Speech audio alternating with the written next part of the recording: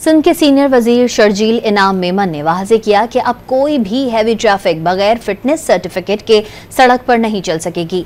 कराची में press conference करते हुए वजीर ट्रांसपोर्ट का कहना था कि पीर के बाद शहर में अगर कोई बगैर रजिस्टर्ड गाड़ी नजर आई तो वो जब्त होगी और गाड़ी देने वाला शोरूम सील होगा। उनका मजीद क्या कहना था, आपको दिखाते हैं।